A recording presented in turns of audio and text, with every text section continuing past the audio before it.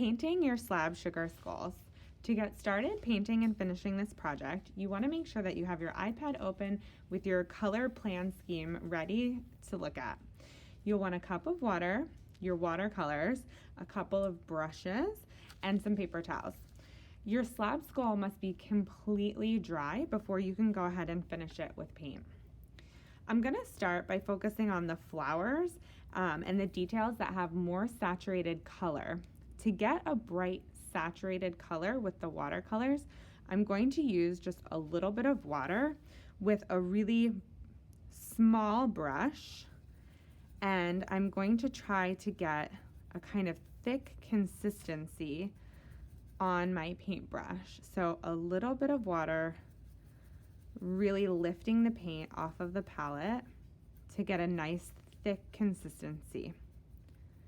I'm then going to carefully paint the areas of yellow that I had planned.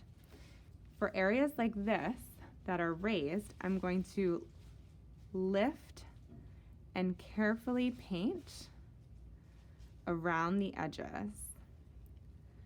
If I want the color to be even more saturated once it dries, I can go back and do a second layer. I would then switch and grab this deep maroon color for the petals and carefully paint those one at a time, making sure to stay within the lines that I carefully carved.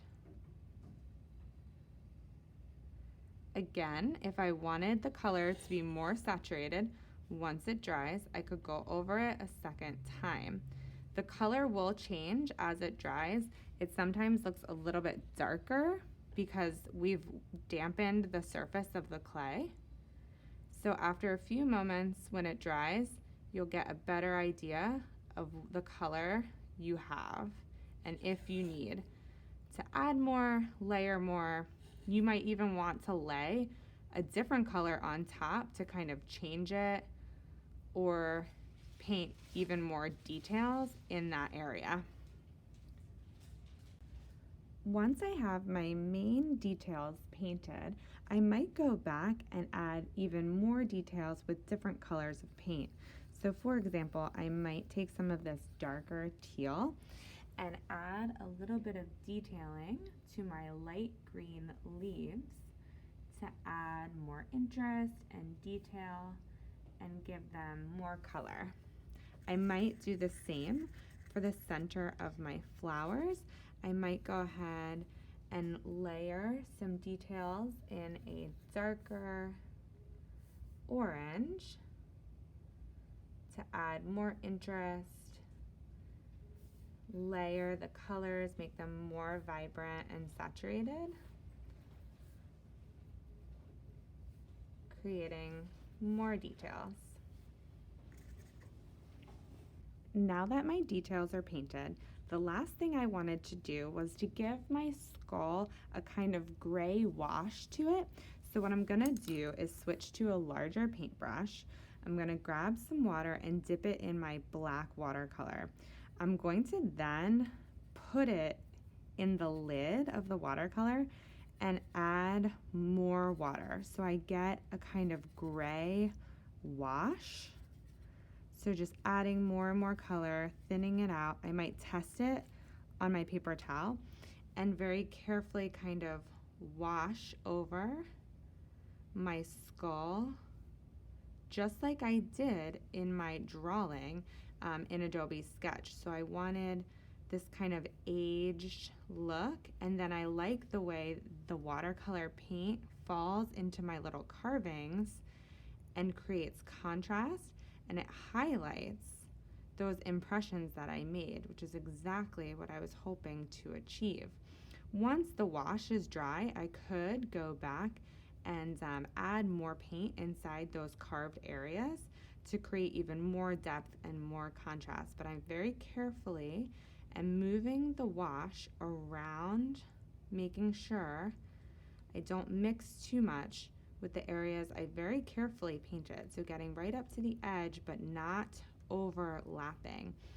If I wanted the wash to be darker, I could just go ahead, let this dry, and go back and do a second coat. So I'd let it dry completely so I can really get a good idea of what it's going to look like, but so far I'm pretty happy with it. I think what I'll do is once I finish this wash, I'll go back and add some more details in those carved areas.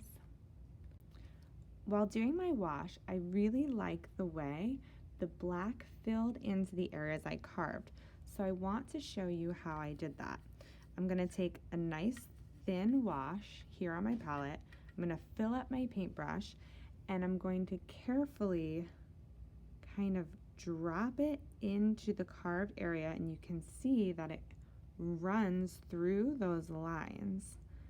So by just lightly resting my paintbrush inside those carved areas, the thinned out watercolor kind of runs through them like a river stream and fills in those carved lines, making great contrast and really showing the depth of the carvings. Before I'm completely finished, I'll make sure that I go ahead and paint the inside of any areas that are cut out and removed. So for me, that's the eye sockets and the nose, and also around the edge of the skull, so it has a really finished look. If I wanted to, I could even go ahead and add the wash to the back as well. I'll let it completely dry, touch up any areas that need a little extra, but I'm almost ready to photograph it for submission.